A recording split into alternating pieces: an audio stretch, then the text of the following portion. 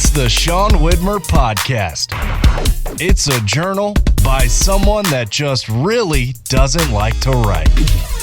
Got to get the Sunday pod up. It's going to be way late on a Sunday, and today we're going to isolate the audience. Very niche second half of the podcast for the church-going folk out there. A plea to the church-going folk to end the podcast today. But we're going to get some stuff before that. Recording this on a Sunday afternoon, after church, after lunch. I mean, it's 1:17 when I'm recording this. I'm closer to recording tomorrow's podcast than to when today's needed to be released. So we'll see. Thanks for bearing with us on a late one. Last night I went to bed fairly early, trying to be diligent and responsible and healthy. And then to this morning was chaos, getting everyone ready to go to church. So that's why it's up late today. Yesterday we had a wild day. My wife and daughter were at a birthday party, but right before then, I'd let the dog out. She has a little cage in our backyard because our yard's not fenced off, and it leads to a big field that we share with a bunch of neighbors. And so I took down this little cage yesterday because I was going to mow the lawn and went to let her out. Hope she would stay close. She sprinted off, whatever. So she's sprinting around in this field. I see her like in one specific area under my neighbor Gary's a tree over there, and she's just living there. And I'm like, whatever, okay. Well, then I see her rolling, and I'm thinking, that's not good. She came back, and sure enough, she had rolled in something dead, or I don't know what it was, and she came in and just hit everything in our house. I did a bad job because right before she came in, my son Huck said he farted, and it smelled terrible. And so Judy comes in, and now I'm not sure if the smell is her, if it's my son's fart. I don't know, but it's a bad smell. My wife comes down, she's like, what the heck has happened here? So the bad part is Judy came in smelling like garbage and rubbed up against our couch, which was, we have a cover on it, so it requires taking it off. We had to clean a bunch of stuff.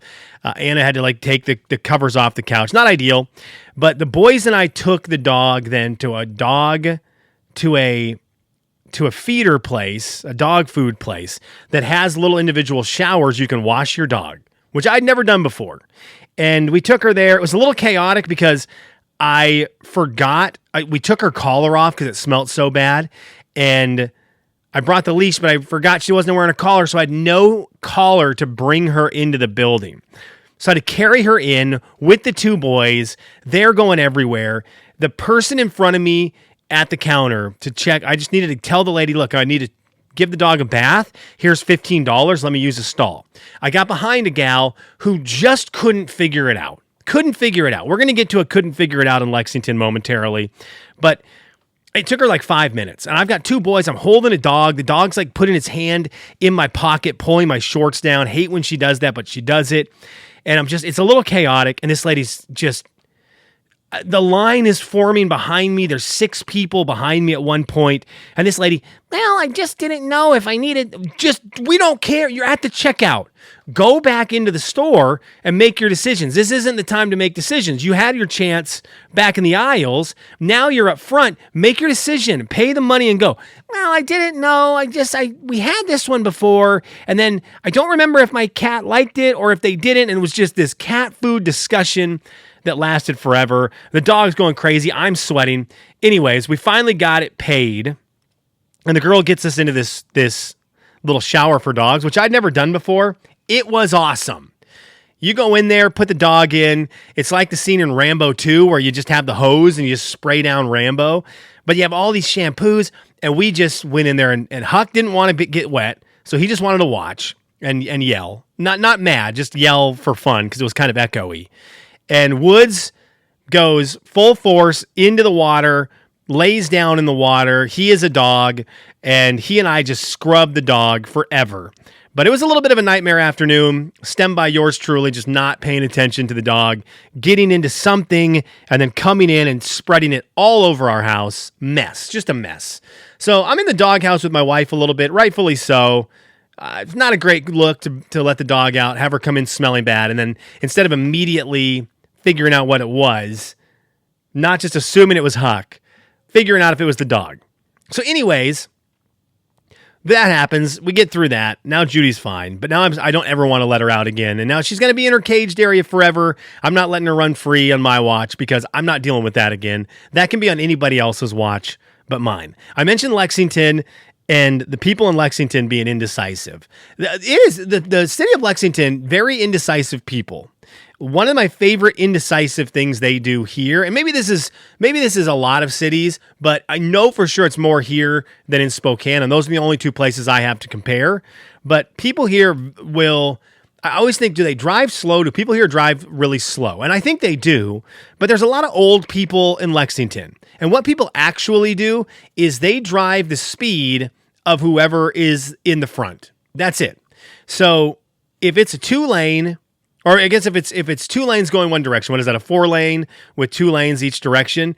If there's a person in the right lane, it's a 35 miles per hour, and they're driving 25 and they're the first car, everyone in their vicinity drives 25. No one passes them to the left. No one, everyone's just drives 25 miles per hour. They just live in letting someone else make the decision on how fast it is. The problem is, I like getting from point A to point B because I bought a vehicle that has a gas pedal, and it's really a novel concept, but it's great to utilize. It's that thing I've said before. I think you get a group of people who drive from one stoplight to the other, and they drive 30 miles per hour, and you pass them, and they're like, "Why are you going so fast?" And then you get to the stoplight, and they're like, "We got to the same place. We're both here at the same time." And it's like, no, we aren't. You're here, but you got here much later than me. And it's way more fun to drive fast than it is to drive slow. It just is. So I got one of those cars that has a gas pedal. And so the problem in Lexington is everyone's going 25. Yesterday it was 30 and a 35. There's an older couple. I ended up passing them. Older couple. They looked like they had no clue what city they were in. And they're white knuckling through this main street. And they had set the tone. So everyone's driving 30 miles per hour. And it's 35. It might have even been 45. I don't know what Man of War is. I think it's either 35 or 45, but it's not 30. So everyone's driving slow. Well, I finally get a lane to get around them. So I get over and I start going 30. I start going 45. It's 45 miles per hour. So they're 15 under. I start going, and then everyone around me, they're like, "Wait, we can go faster." And they start going faster. And then you I'm trying to get in front of a car, but now they were driving 30, but now they're driving 45 because they're like, "Oh, we can do this." So I can't get over. So now, it was a mess. And this is how Lexington drivers drive. They just drive based on other people's decision making. And I just wish everyone just drove for themselves and said, the speed limit is 45. We shall drive 45. I'm not looking for 55 or 50, but the speed limit. And if there's a couple who just, this couple couldn't figure it out and they need to go slower, we can all get around them. Everyone can. Everyone can safely get around them. And they can go on their merry way, and so can all we. But no, Lexington loves letting others make the decision for them. It's crazy. All right. For those of you who don't enjoy church or go to church and will not understand this, goodbye. Talk to you tomorrow. But I had an observation. And this has been a church observation for me for a very long time. And it is one that we need to have a heart-to-heart to the people who are doing this. We need to talk. This is between you and me. So in a lot of churches, and the church we go to, you have your worship, then you have the sermon, and then a couple songs, which I do not like, the songs at the end. That's a different story for another time. But worship, you got your service, and then a lot of them, ours, ends with 2 or 3 songs at the end, which I never understand. Anyways, that's not the point. There is a time in a lot of churches, and this has been a lot of them that we've been to, where you do your songs and then they try to slow it down as they head into the service or the sermon. So maybe they'll break it up and they'll do like an announcement, or like they'll be like, "Hey, everyone sit down for a second." And they'll do a thing where they tell the crowd to sit down. So you sing, you sit down. There's still going to be one more song before the pastor or preacher or whatever comes up front. And they get to that song. We're all sitting down. And I got 3 kids, and it's been a hectic morning. And when my butt hits that chair, I'm like, this is good. It is well with my butt. And it's well with my butt, and I want to sit down. So they start that next song.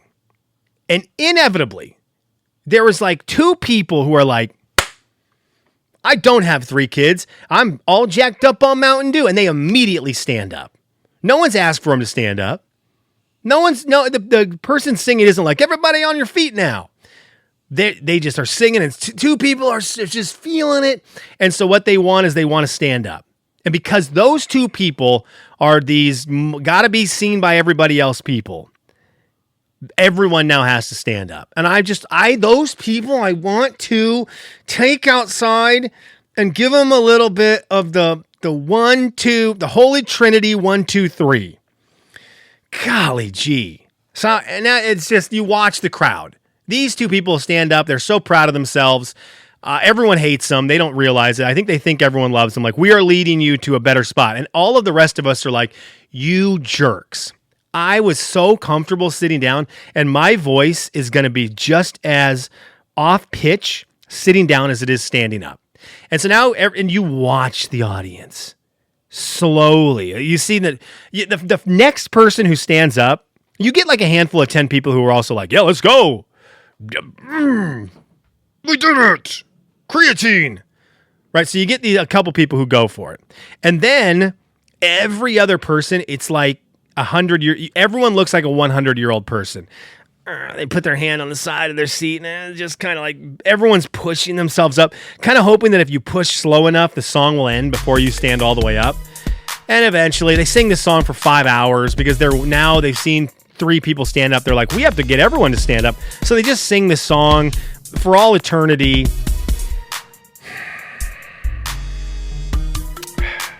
I'm tired. I did my standing, I did my sitting, and now I'm ready to sit down. I'm ready to listen. There you go. Have a good one. There's the church thoughts for the church folk. See you.